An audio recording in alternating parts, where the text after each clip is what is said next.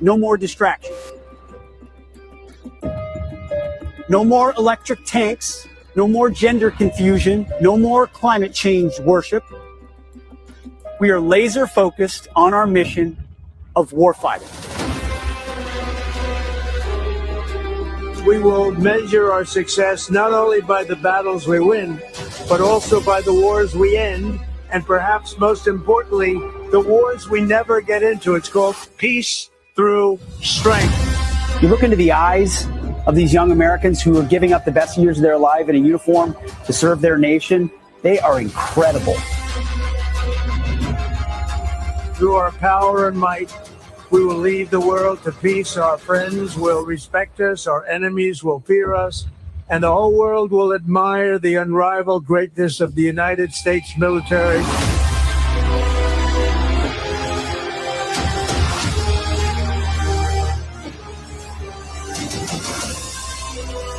We will replenish the pride of our armed forces, end the recruitment crisis. We don't fight because we hate what's in front of us. We fight because we love what's behind us. God bless you. God bless our armed forces. God bless our men and women serving overseas. And God bless the United States of America. Whoa. All right. Tonight, America showed the world what strength looks like. Our brave men and women in uniform delivered a decisive blow to a regime that has threatened the free world for decades. This wasn't hesitation, it was action. It wasn't weakness, it was power.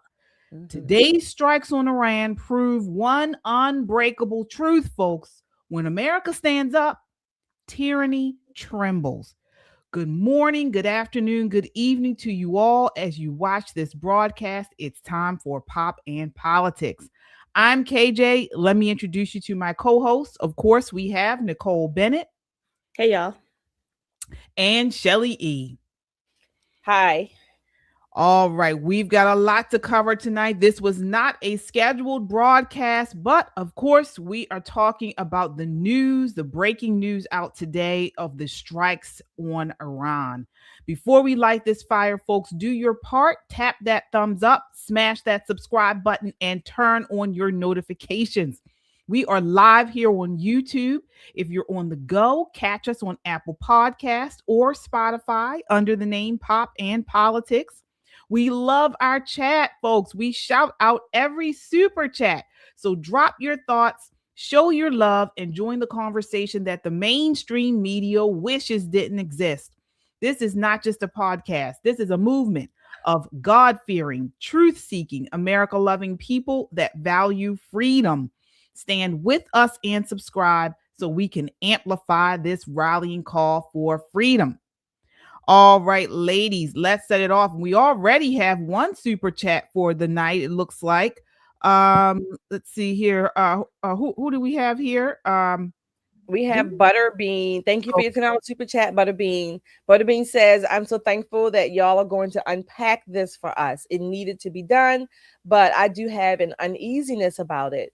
God's got this, I think. Praying for the troops. Absolutely. No, I think I can say for many of us, we're all uneasy. Anytime something like this happens, we're uneasy. But yes, we are going to unpack it all. All right. So before we get into it, just in case people have been living under a rock, early this morning, airstrikes rained down on Iran as the United States and Israel launched a joint operation against military installations across the country. The attack follows weeks of indirect negotiations that ended in stalemate. They've rejected every opportunity to renounce their nuclear ambitions, President Trump proclaimed this morning, according to the National Review. We can't take it anymore. And this afternoon, Trump announced that the Supreme Leader, Ali Khamenei, had been killed. Shelly, what are your thoughts on this? Long live freedom.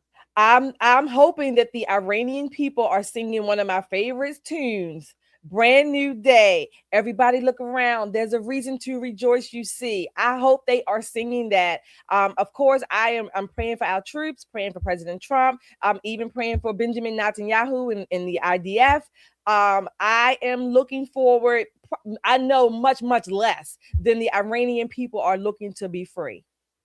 Yeah. Nicole, what are your thoughts on this attack? You know, I'm praying for our war fighters, that they continue to be successful in their jobs, and God continues to hold them in the palm of their hands. And I'm also praying for the Iranian people, right? Because sometimes your government is not necessarily reflective of who you are. This is their moment. They've been praying for this moment. They've been hoping for this moment. And now time will tell what they do with this chance at freedom. As we all know, freedom is not easy. It's not free. And you have to fight for it every day.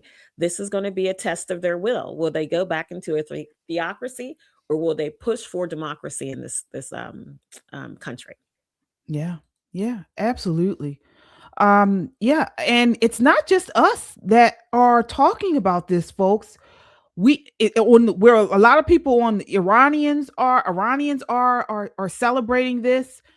Conservatives, for the most part, are celebrating it, and actually some Democrats. So, Senator Fetterman, posted on his Twitter today, his official Twitter. President Trump has been willing to do what's right and necessary to produce real peace in the region. God bless the United States, our great military, and Israel. Wow. So, and he's been posting about this throughout the day. Nicole, what are your thoughts, or what's your reaction to that? I think, John Fetterman post-stroke, post-recovery, post his wife putting words in his mouth is a little bit more like the area that he represents. So I'm not surprised. It is surprising to me that there are so many younger Americans who don't know the history of this conflict. They think this is something new. And it just goes to show you that the way that we teach the history of this country and this nation is lacking in a way that so many young people don't understand that Iran is not just like an enemy of the United States, but they are the largest sponsor, were the largest sponsor of terrorism around the world. It just speaks to the lack of education in this country that we do have some people who don't quite understand that today was a wonderful day, not because a man was killed, not because several men were killed, but because millions of people were liberated. And that is the best thing about being the world's only superpower, liberating people. Yeah, absolutely. Speaking of that, take a look at this next clip. And an Iranian woman is shouting for joy after this attack. Here we are. Every morning I wake up reading that my people being killed by Ali Khamenei, but this is the first morning in my life that I get the good news and I want to run. I want to run. I want to run. I want to run. I want to just run. I want to just run and shout and shout and shout out of joy, out of joy, out of joy, out of joy. Ali Khamenei is dead! Freedom! Freedom! Dictator Ali Khamenei is dead!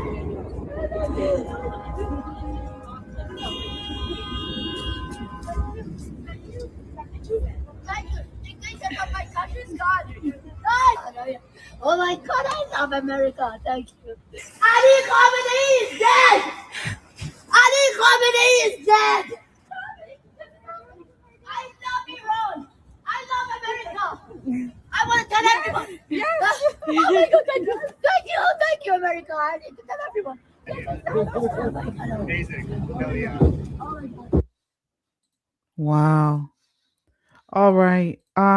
Shelley, what are your thoughts on what we just saw? Yeah. I can only imagine from a glimpse, if you will, or a very little bit of what she's feeling. I can't, how can you not just kind of embrace that as well? Look, Nicole was right. The Iranian state, if you will, has been the largest state sponsor. State sponsor, when we hear that, most people think, oh, they're just terrorists, I'm guessing. But state sponsor means not only do they participate in acts, they sponsor it around the world, okay? The Hamases, the Hezbollahs, the all over the world, the Jordanian, Syrian, wherever there's terrorism, Iran you can look behind the looking glass, if you will, and you will find Iran.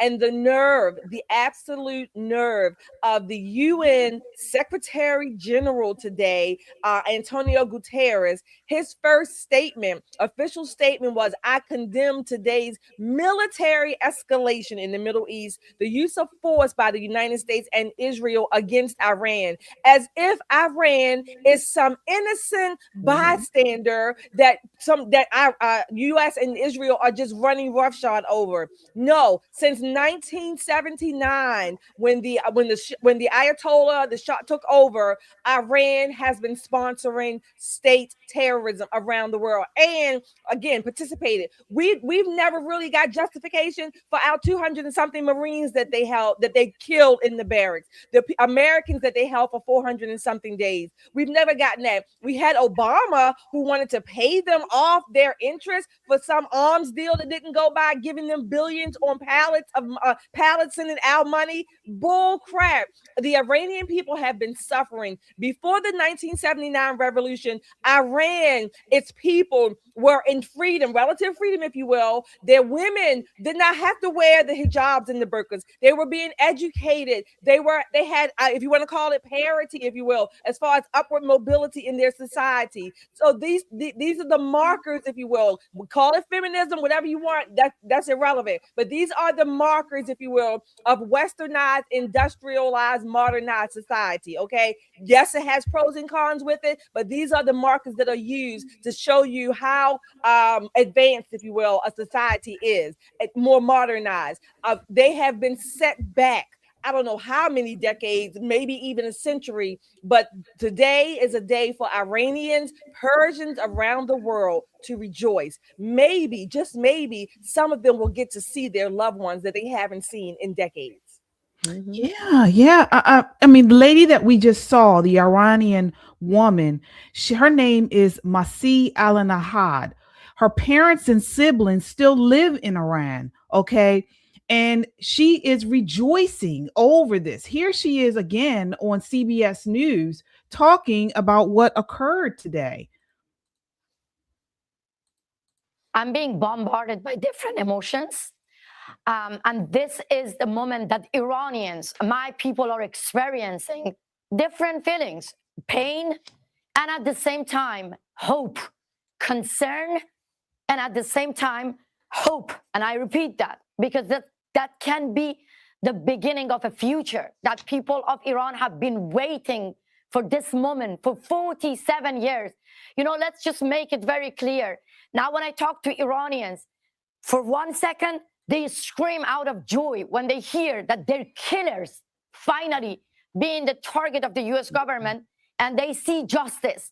But at the same time, they are worried. They're concerned that if this is not going to lead regime change, that if this is not going to be the end of this regime, and if the American government, the Israeli government, only target the military leader, not the political leaders, then the people of Iran are going to be left alone on themselves by a wounded ISIS, by a wounded regime and government, and that's going to be a huge risk for my people inside Iran.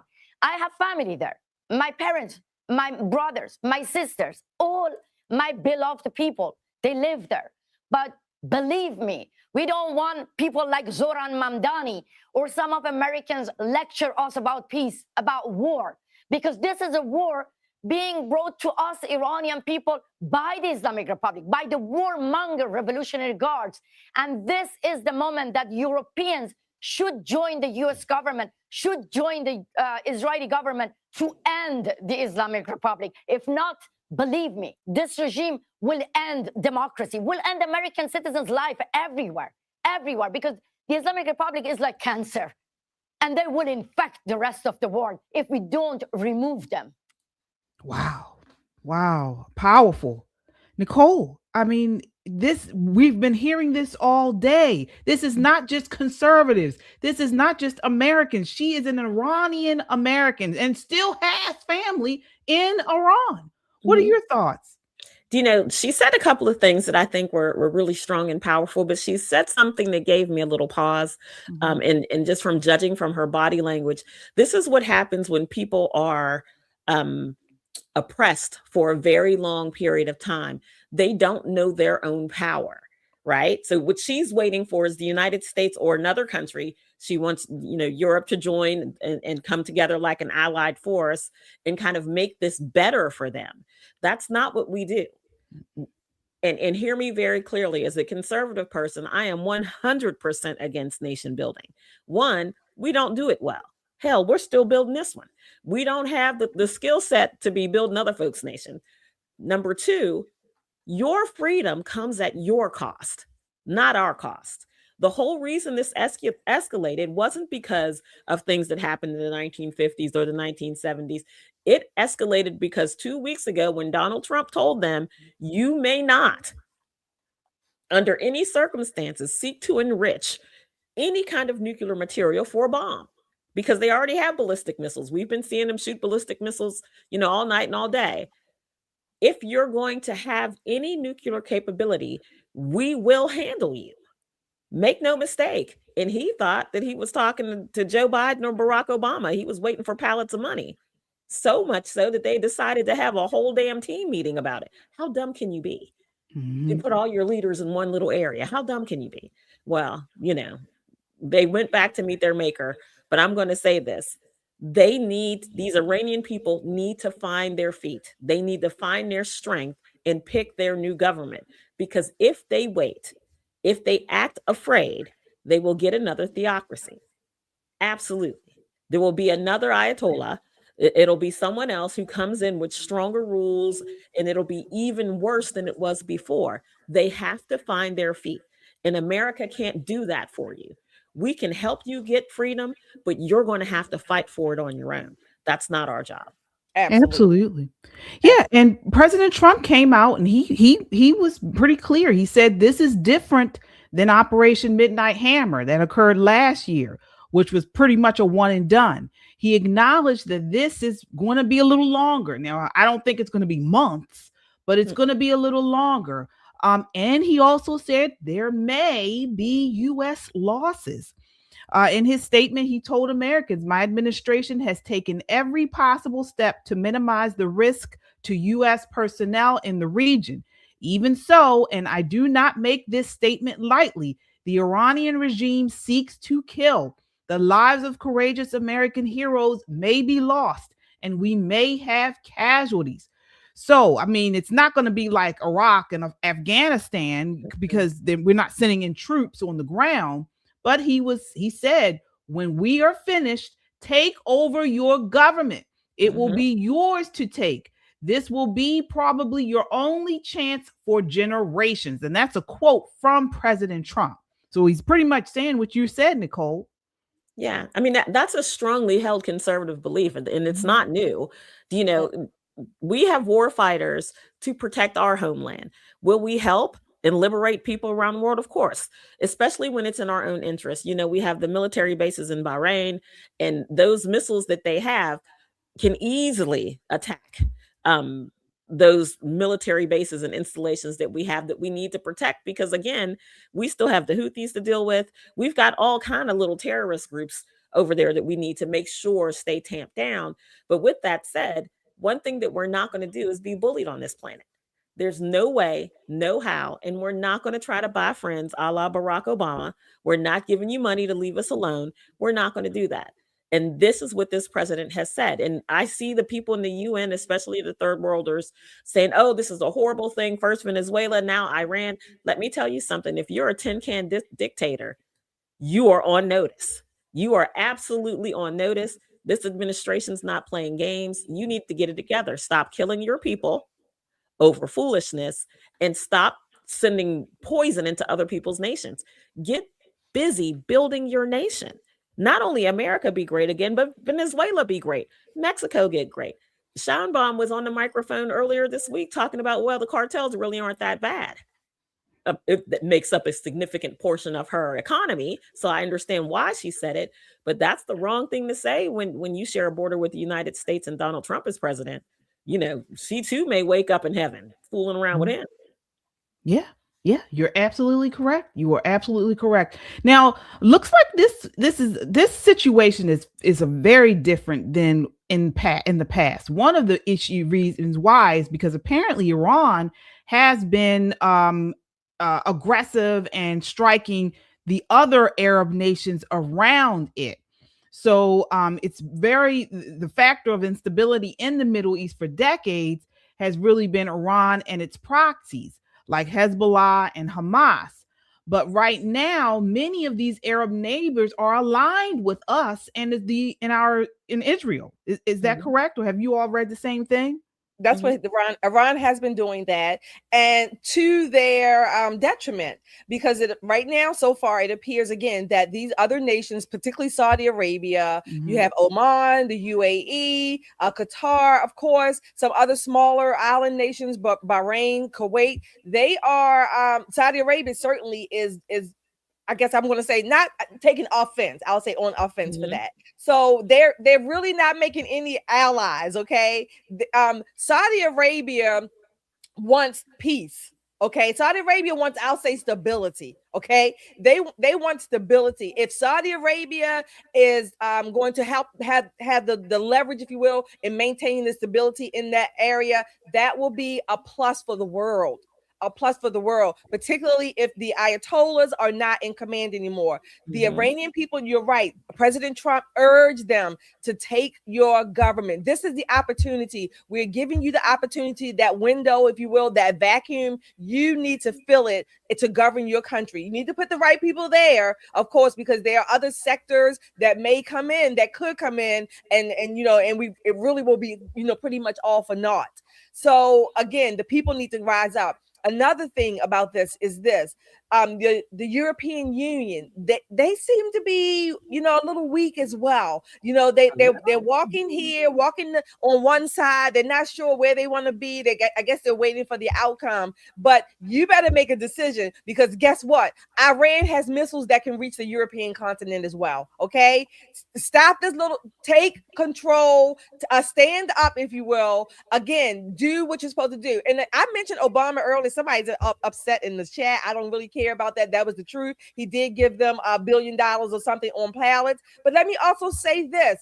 Since Obama, we've had Obama, we had Osama bin Laden, Trump killed Soleimani, Biden had al-Waziri, I can never pronounce these names, whatever, and back again to Trump with Ayatollah Khamenei. So every one of those presidents has taken down a notable leader of terrorism, a figurehead, if you will, an actual terrorist. Those are good things. Those are good visuals for the world to see. Absolutely. But they are still talks on mainstream media, on the right and left, that are asking, did President Trump have the authority, the constitutional authority to bring forward these strikes? Take a look here. This is Scott Jennings talking to that on CNN today. How do you square the no war promise with the potential of a protracted war? Well, first of all, the president has consistently, over the course of his entire public life, said he will never permit the Iranian regime to have a nuclear weapon. That's why he took action last summer, and that's part of the reason he took action today. So I don't see this as him starting a war. I see this as a preventative measure to prevent a war against the largest state sponsor of terror in the world. My view is this is a new day for the people of Iran. It's a new day for the Middle East, and it's a new day for the world, because the most courageous commander-in-chief of my lifetime said, I'm not putting up with this. We've been banging our head against a wall for 47 years while these guys terrorize the world, and I'm not going to permit it any longer. So when I see these Iranian people in LA and other places celebrating, I can only imagine their emotions and the emotions of the people in Iran, who now have a chance to take back their country and restore what was once a great pro-Western country. That's the end goal here. No more war, but peace, and a government and a culture in Iran that can actually participate with the rest of the world instead of terrorize it. That's what the president did. He ought to be commended for it. All right. You heard what Scott Jennings said, Nicole. He should be commended. But did he have the authority to do this? Is this is this what the CNN reporter asked? Is this the start of a war? Your thoughts? No, I mean, listen, we haven't had a president that hasn't had some kind of military operation, skirmish, campaign. We were, United States has had many, many, many military operations around the globe, some that we know about, some that we'll never know about. And if you have someone who's in your life who is a military veteran of rank, they have some things they still can't tell you that they did.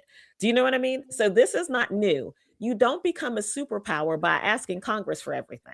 Because as we know, Congress takes a long time to decide about deciding. It's not their strong suit. Making decisions is not their strong suit. It takes them forever. Sometimes there are things that need to be done, not only to protect other nations, but to protect our interest. Again, we have soldiers, we have war fighters on the ground in Bahrain. We have a whole military base there. And when they're saber rattling, saying, we're going to kill, we're going to do this, we're going to build this nuclear bomb, and we can blow it over to Florida, we can, hit California, we can do this. Who's sitting on their hands with that? Who's sitting on the hands? Who's waiting for these guys to come back from yet another break to think about it? No one. Every president has had their battles. Every president is going to do the right thing by the American people. Now, if this becomes something that it doesn't look like it's going to be, because, today Iran lost almost all of their leaders.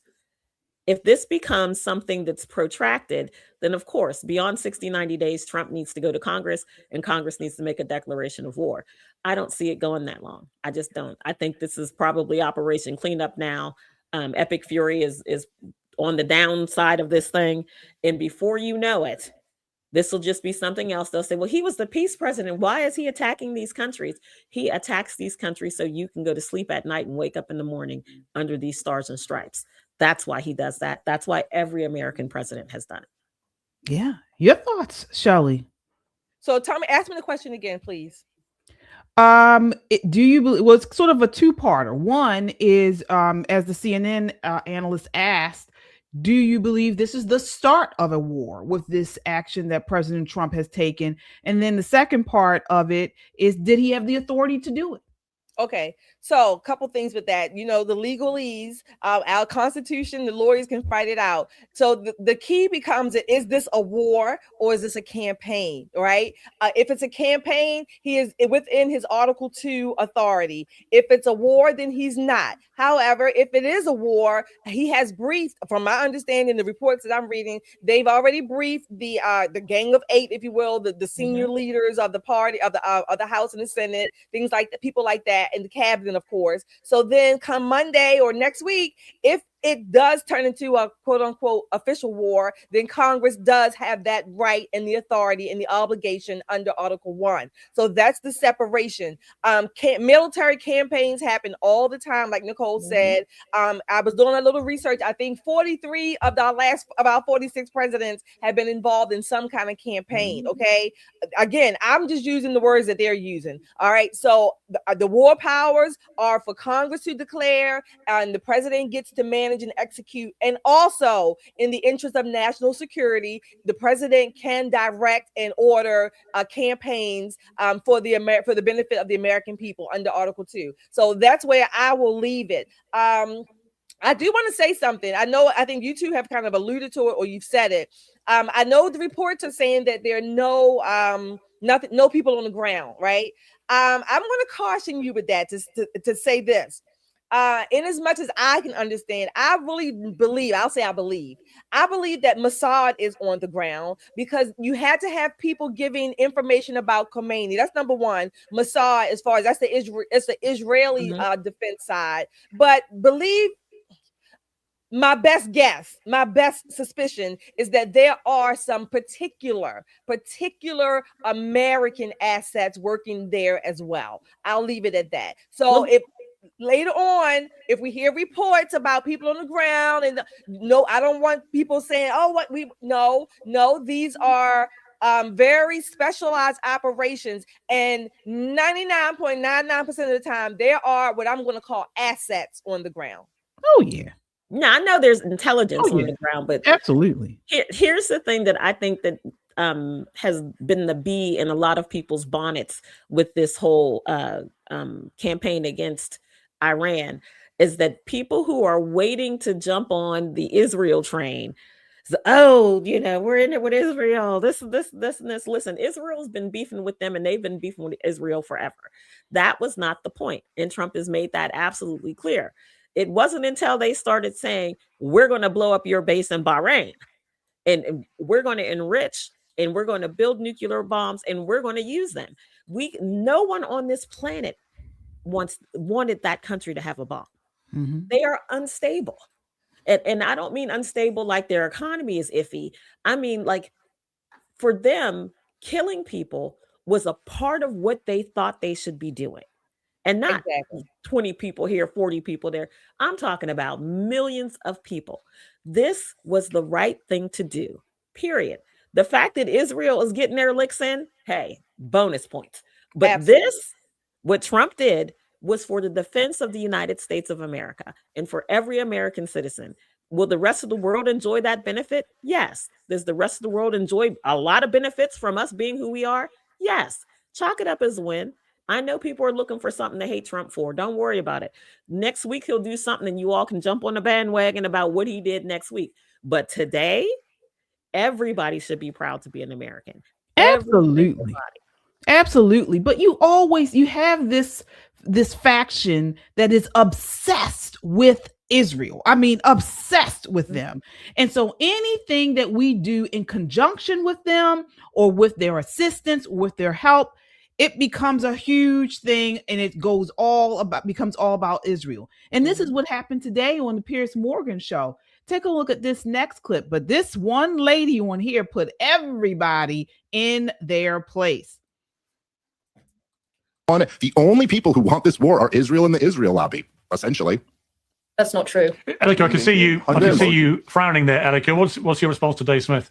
First of all, the idea that Israel wants this war and therefore that negates everything else in the universe just proves that this anti-Zionist ideology makes Israel the sun around which they orbit. And when they orbit Israel like the sun, nothing else exists to them anymore. It is perfectly possible for multiple people to align in a shared goal. Of course, Israel wants this war. Why would Israel not want to take out a regime that has been terrorizing them through their proxies, not just for the past 2 years, but for the past decades? Of course, it is in Israel's interest, as it should be, because why wouldn't you want a terrorist state that has an eschatological vision of eliminating you for justice to arrive on earth to be eliminated? Okay. Yes, we all understand it is Israel's goal and good for them that it's their goal. Okay. Second of all, the Iranian people also have their own sovereignty, their own national interests in mind, and those are aligned goals. Now, it isn't just the Iranian people. It isn't just the Israeli people. If you do not eliminate the Islamic regime, you end up in a forever war that ultimately implicates the US. And so if you don't want war, you take out this regime. You said you could do diplomacy with the regime all of these years. You tried to do the JCPOA. You tried to do this Obama-style diplomacy. And then what happened down the line? Their proxies just kept getting stronger. They continued to do their attacks all over the Middle East. They did October 7th. And what happened when October 7th happened was that Israel had to go to war with Hamas. And guess what? The US had to be implicated to defend its ally. So if you don't want a forever war, forever and ever and ever and ever and ever and ever, you have to eliminate the source of the forever war. You have to eliminate the people. You have to eliminate the people who make war inevitable. Israel has only ever responded to the acts of the regime and its policies. And to go even further, it was actually very popular at the time to say no to war with Germany, to say no to war with the Nazis. But guess what? All of those deaths that ensued, those were deaths that were made inevitable by the Nazis because they were relentless. You had the peace for our time, the Munich Agreement, where everyone was like, finally, we're going to have peace. Then they invaded Poland. And you can see these people who are ideological extremists will always inevitably pull the entire world into war. So if you are anti-war, fantastic. Let's eliminate this regime so there's no more wars and no more threats to the United States and the rest of the world. Excellent. Excellent. She wrapped it up. Didn't she? She cooked Thanksgiving and Christmas dinner. What are your thoughts there, Nicole? Let me tell you. Chink was dying. He was dying. She was kicking the Allah right out the back of his pants. Let me tell you, she hit him where it hurted and just would not stop. But what she said is absolute truth. And I think she's been dying to say that for somebody to give her a mic so she could get it off her chest, because had they not stopped her, she would have taken it back to Jesus and the 12 disciples. I mean, she was on a hot buttered roll. I love every minute of that. And it shows you exactly what she said. If Israel is the hatred of Israel, anti-Zionism is the center of your world, you don't see the world through any other lens. You're not even thinking about the poor Iranian people who have been fighting and dying. I'm talking about last month, people were murdered in the street for shaking their fist at their government. Imagine if Trump was killing people in the street. Imagine if he just, went to Minnesota and just gunned everybody down. Imagine if that happened. But this is what they were doing, and they were doing it, and they told the world, so what? You don't like it. We're going to do what we want to do. Who does that? Yeah. They tried it, and they're not doing it anymore. Thank you, President Trump, for knocking some evil out of this world.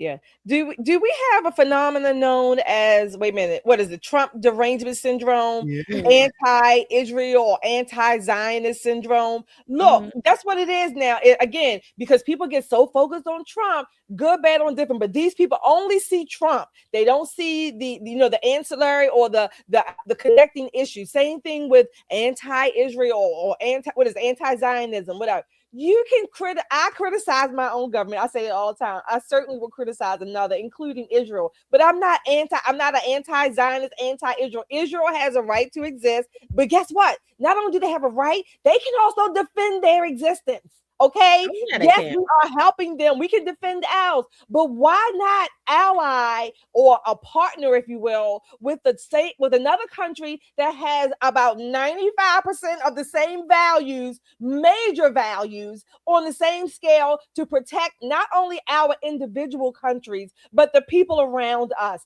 and provide a way for this particular country, Iran, provide a way for its people to take back its country. What is so wrong about that? I don't get it. If you're only focused on Israel, like wide-eyed, like deer-eyed and bushy-tailed about Israel and Donald Trump, you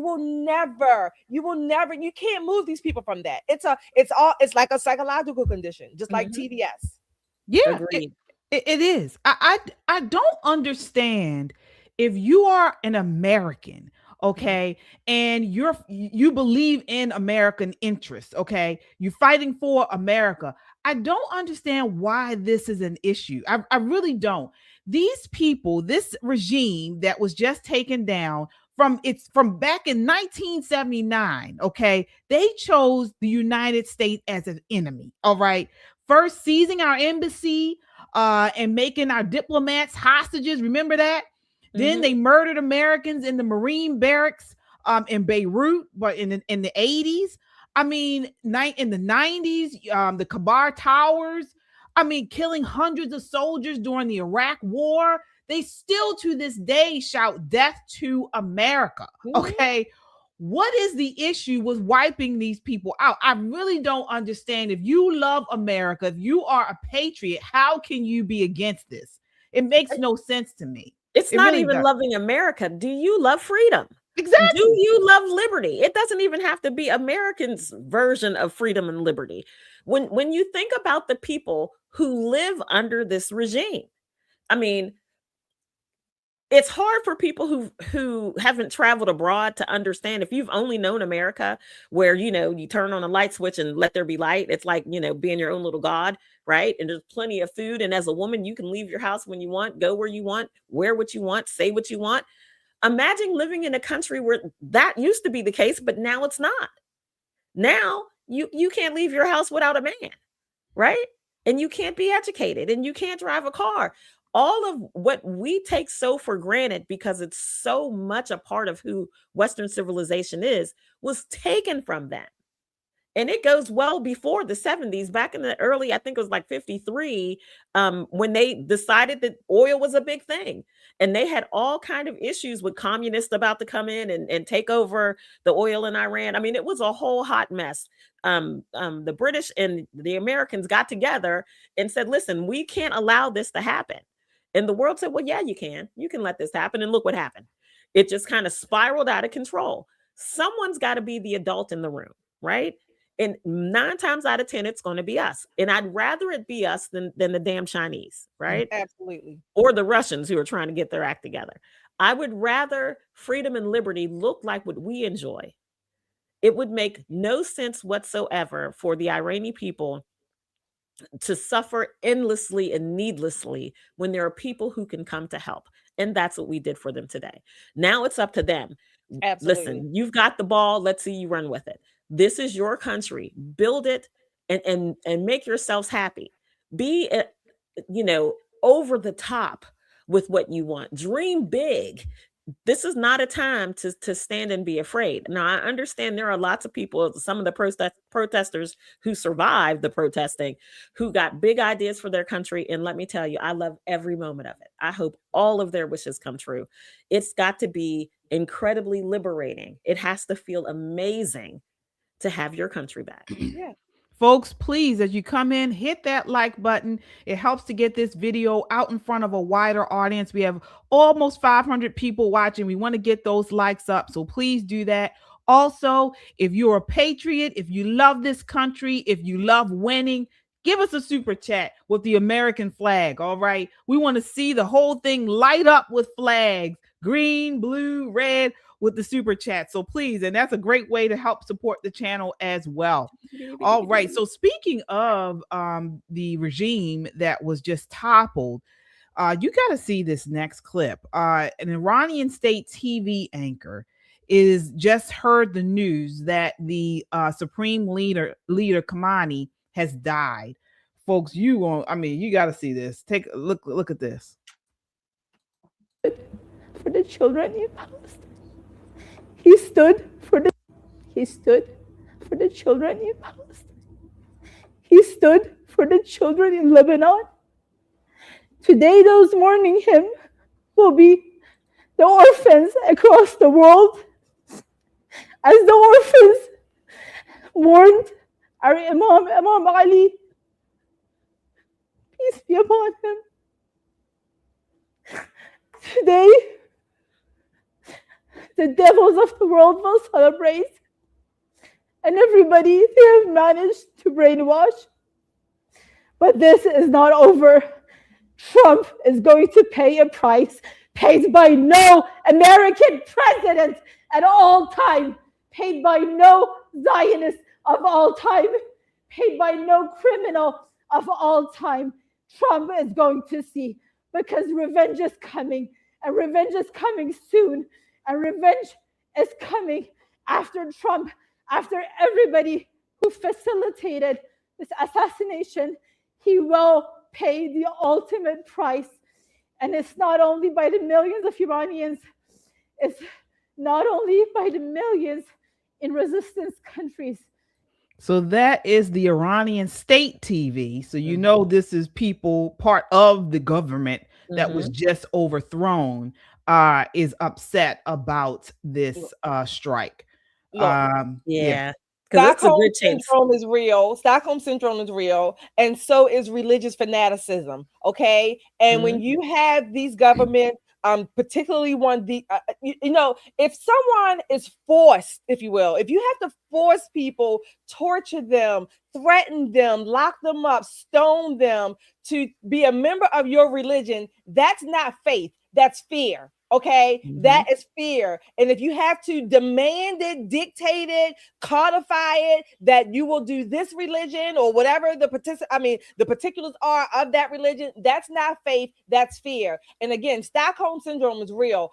You know what? I do not disagree or deny that there are people in Iran and around the world that probably loved or certainly revered this Khamenei. There probably are, but I believe and I know there were more people who wanted to be free and who lived in utter fear because they didn't follow the dictates demanded by the Ayatollahs and all the hardliners in Iran to follow Islam to whatever degree that they demanded and determined, or you were not a part, you're irreligious, whatever the case may be. Therefore, the consequence was death or your family being tortured, things like that. So there are going to be nuts like her. Okay, again, she may need to be deprogrammed, debriefed, all kinds of stuff, whatever, in a padded room for a little while, let her scream it out. But I don't deny that. The thing is that the Iranian people, by and large, can look to freedom, and they also have to look to themselves to make it happen.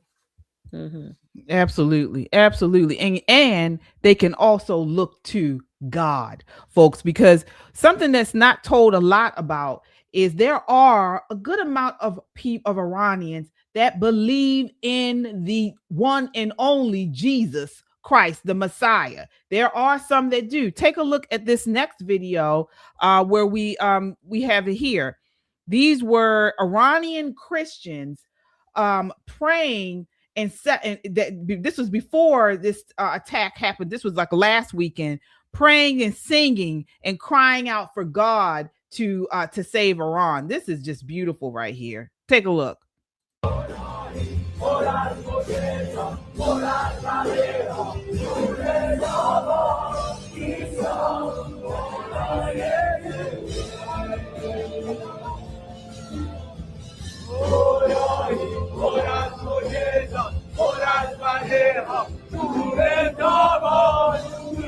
That's beautiful. This is beautiful.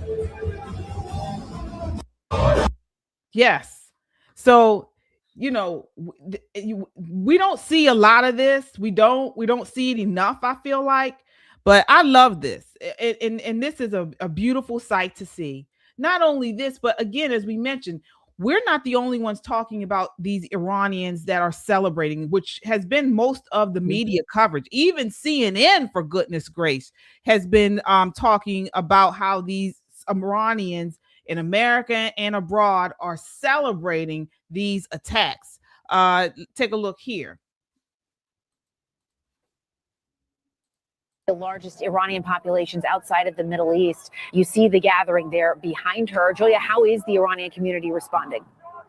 Well, this gathering has only grown, Jessica, over the past few hours, since we've gotten here. It has amassed a large number of people, and the celebration is striking. We got here just moments after initial reports, initial rumors of the death of Ayatollah Khamenei had just started to trickle from Iran to this diaspora community, and people were jumping in excitement, hugging each other, crying, saying that basically they've been waiting 47 years for this very day, Jessica. It is the reason so many of them have come out here today.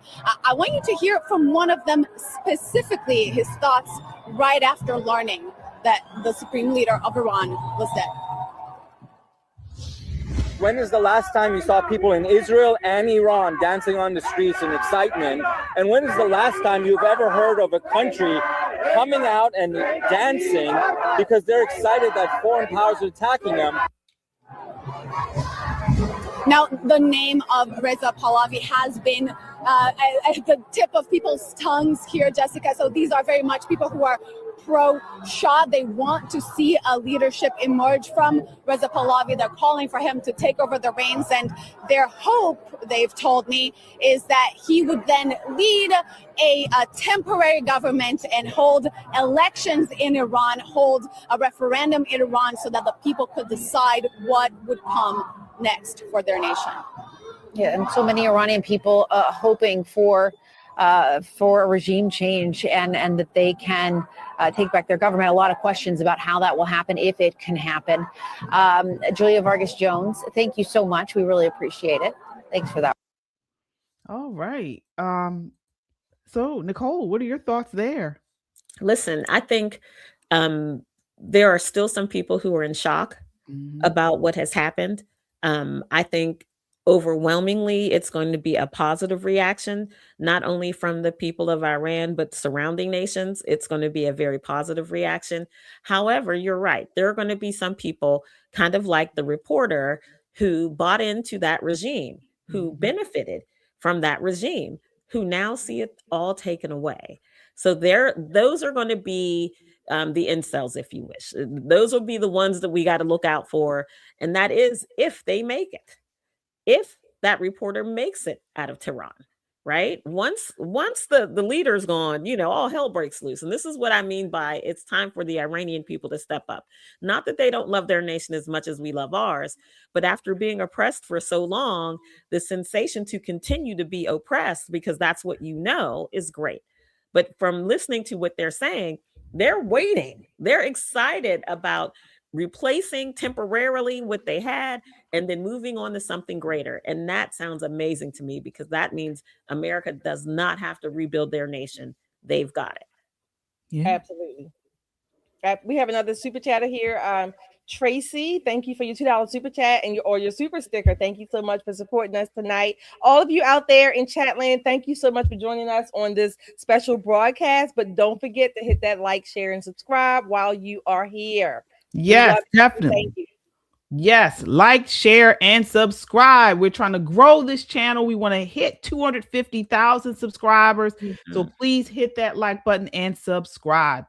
Folks, I want to take you down. I want to say something that's probably going to scare you all, or at least the thought of it. What if Kamala Harris was our president? Can you imagine what we would be going through right now? I want to take you down memory lane, folks. What if Kamala Harris had been elected? Look at this. What's the message to Iran? Don't. As President Biden said, just don't. Exactly. One word. It's Pretty scary. straightforward. I'm going to bomb the shit out of them. It's true. I don't care. I don't care. They've got to be stopped. That was Trump, and he did it. One thing you cannot say about this man, that he does not do what he says he is going to do. Absolutely. Look, the world, by now, the world does not know what to do with Donald J. Trump. They just don't. They take him seriously, but then sometimes they're saying, well, is he just, blowing smoke or blowing wolf tickets? But no, they do not know. The world has never seen, or at least in a millennia, I'll say, never seen a figure like Donald J. Trump. He takes it to them. Donald Trump, I love it, the fact, the symbolism. Iran has been oppressed for the 47 years. And of course, we have the 47th president here. So I love that little underlying symbolism there. But Donald J. Trump is on a mission. And his mission is, I don't give a damn. I'm not here to please all of you. I am here to, number one, America first, and where I can and make a difference, particularly as far as freedom, freeing a whole country, I'm going to do it. All of you sorry suckers and MFers in the UN or whatever, kiss my behind, because we're going to do what we have to do. I thank God for Benjamin Netanyahu in Israel, allying and partnering with us. I thank God that the people of Iran have the chance in 47 or more years. Some of the people left and they don't even know where their family members are. 47 or more years, that's at least 2 generations, maybe 2.5.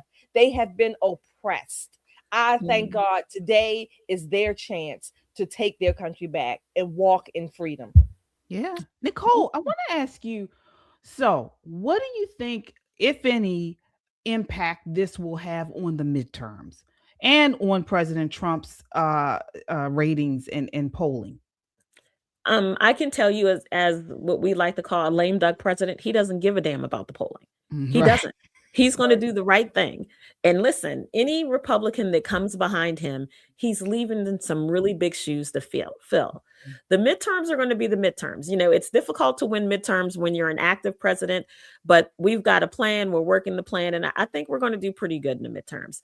I say that mostly because the Democrats, all they have is we're not Trump. I don't think that's going to be enough. I mean, at this point, what's he solving world hunger, curing cancer next week? I mean, he's got a busy schedule. This man is on top of it. Every promise he's made us, he's kept. This thing with Russia and the Ukraine is the bee in his bonnet.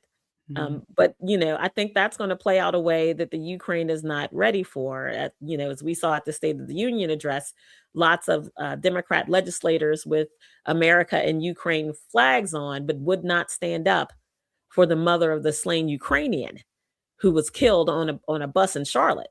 I mean, so there's a lot to be said for where the Democrats stand. You can't talk both sides of your face. And unfortunately, we're no longer a newspaper society. Everything they did is on camera.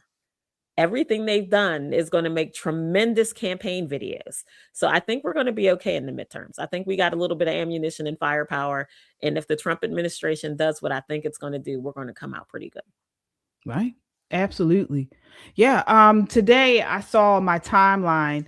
Somebody posted that Charlie Kirk would not have been have not supported this, and everything that has happened since his assassination has been anti what he's talked about when he was alive.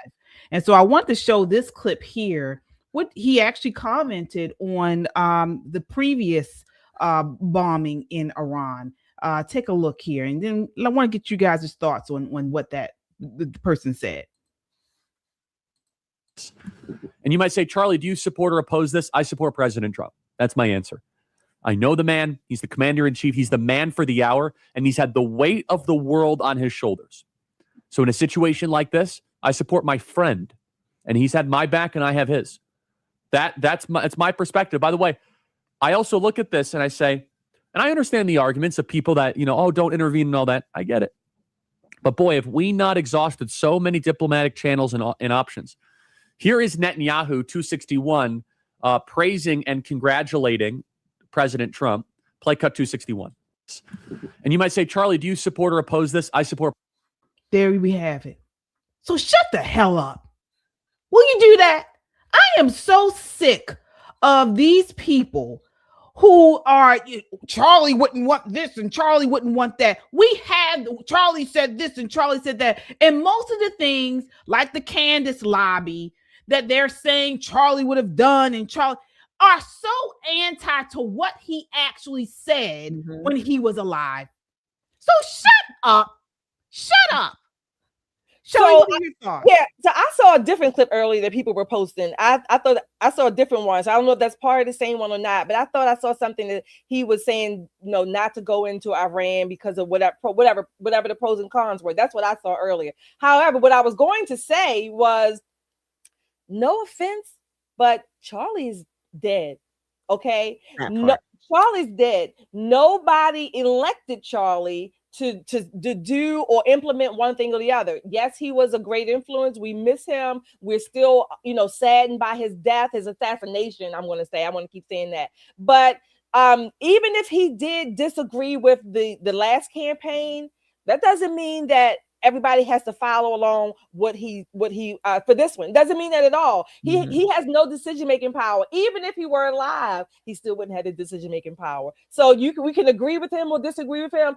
At the end of the day, Charlie is a human being. He can be disagreed with. He can be agreed with. You can like him for some things that he said and dislike him for others. I'm okay with that. God rest his soul. But for this particular case, President Trump and Benjamin Netanyahu, the cabinet, the gang of 8, whatever. This is the decision they made, and truthfully, it was long. I think it was long overdue. Long overdue. But I agree with you there, Shelley. This was one of the things that after Charlie's assassination that I was fearful that would happen.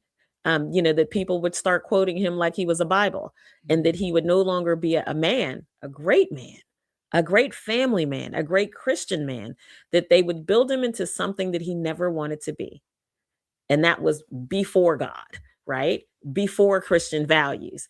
He would have told them that he's a man. He puts his pants on just like every other man on this planet, and not to hold him in a regard that's so high that you can't see the hand of God in your life. That's not what he would have stood for. And anybody who ever spent any time around him would say that. But with that said, he's gone. And we miss him. And there is definitely a hole in the lives of the people who held him closest. But with that all done, he never, ever was an elected person. He didn't write one bill, didn't pass any legislation. So let's keep our people that we love close to us and in our hearts, but let's not build them up so big that they would be uncomfortable with it. I think that's just some sage words of wisdom for people who love Charlie, who love Turning Point and what he did for that organization. Hey, I agree. I agree. I agree to a point. I think that I agree with what you're saying about we should not say what Charlie thought or what Charlie was going to do, because he's not here to defend himself. However, we do know from many of his past activism, from his statements, from the videos, that he did believe in certain tenets, certain things, the way things go.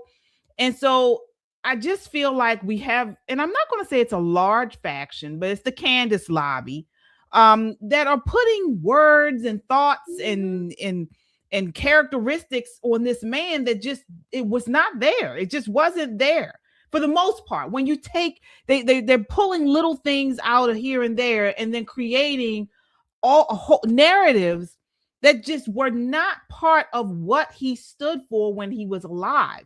No, he didn't run for office, but the man, I mean, people rightfully so have credited him and his organization for getting President Trump elected this last election. So, I mean, he and his organization, I should say, carried a lot of political power. And I am so saddened to see him go, not just politically, but also spiritually. You know, he was a Bible believing Christian, a man of God. And I do feel like there's a void. There's a big void. Absolutely, there's a void. That people have been trying to fill in all sorts of ways, and it just can't. But yes, I agree with you all, you know, to the most part, where you're saying that, you know, he's not here and we got to move on with it. So yeah, I definitely agree there. All right, we have another super chatter. Oh, okay. Let's see. We have is it Sage or Sag? $2 super chat we have. It says, our Lord is just and is bringing justice. Amen. Thank you for your super chat. Thank you all for your super chats tonight. I know it was a surprise show tonight, but we thank you for being here. Again, hit that like, share, and subscribe buttons. Please, please, please share this episode with your family and your friends, even the ones that don't like you. Just go ahead and share it anyway. I mean, if they already upset with you, just go ahead and share. They won't, you know, they'll just add this on the list. But we thank you so much for joining us tonight. I think we all hope that we have explained things to you, explained as far as we understand it to the best of our ability, the things that have been going on in the last 24 hours. And I don't even think it's been 24 hours yet, not quite, but so again, my prayer, my focus, of course, is for our troops, even the Israeli troops too, for all of you out there, you crazy people, for Israeli troops, for our leaders, President Trump, Benjamin Netanyahu, the IDF, Mossad, Americans, if there are some assets on the ground, whomever, I pray for them. And I do pray for the Iranian people that they will see this day as a day for their exodus, the beginning of their exodus, so that they can live in freedom. All right. It looks like we have another super. Yeah. Yes. Hi, Jude. Where have you been? Thank you for your $10 super chat. On another note, I told you all that Erica Kirk meeting with Candace Owens a few weeks ago was pointless. She's still being attacked today, and many conservatives have now turned on Erica. Sad. Thank you, Jude, for your chiming in. Again, I haven't seen you in a while. We haven't seen you, but glad you're back tonight. Thank you for that. Yeah, I wholeheartedly agree with you there, Jude. Folks, check out Christian Conservative tomorrow. Actually, we're going to talk something about that, but we have commented on the feud, the awful, demonic accusations that Candace Owens has made against Erica Kirk, against her children, against TPUSA. So certainly check us out at KJ Christian Conservative, where we really delve deeply into these accusations. Also, earlier today, Just the Guys, they were talking about all of this that was going on and more at Just the Guys podcast, was on live earlier today. You can go back and check out that broadcast. They had a fiery show today. All right. Well, that does it for us tonight, ladies. Final thoughts, Nicole. God bless our warfighters and the Iranian people. This is going to be some tough days, and I just hope that God continues to hold you in the palm of his hand. Absolutely. Shelley, final thoughts. Again, I'm just praying for all of these parts, if you will, parts and people. And I just want to encourage all of us to not take our freedom for granted. It's something that we are born free, made in the image of God, but it's something that we have to literally work for to keep. It doesn't just come on a silver platter. But again, that's where my heart and my prayers are, and my thoughts are, particularly in these first 72 hours or so. All right.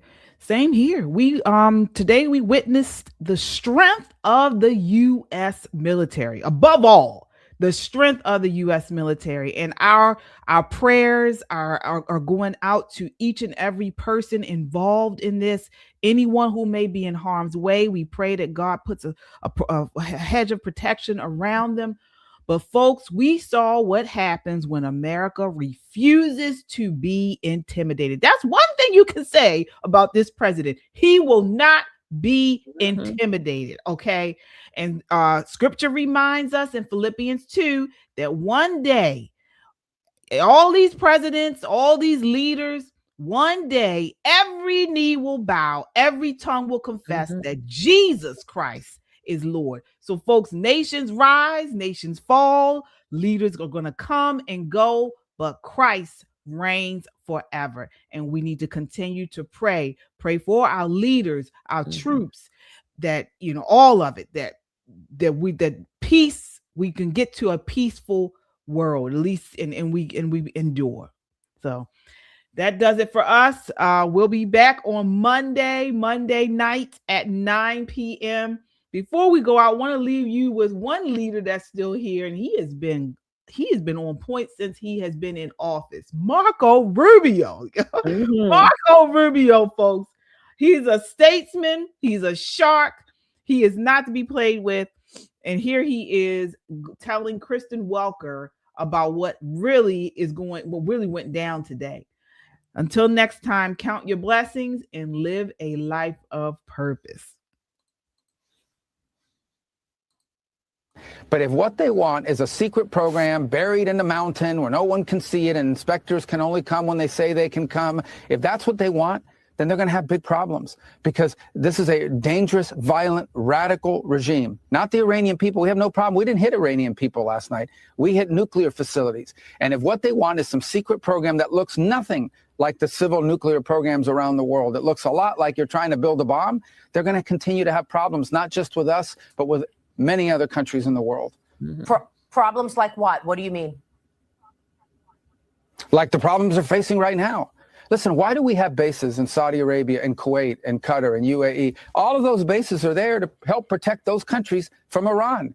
Why did Hezbollah exist? Because of Iran. What does Hamas exist? Because of Iran. How do the Houthis exist? Because of Iran. Who built the IEDs that maimed and killed American soldiers in Iraq? Iran.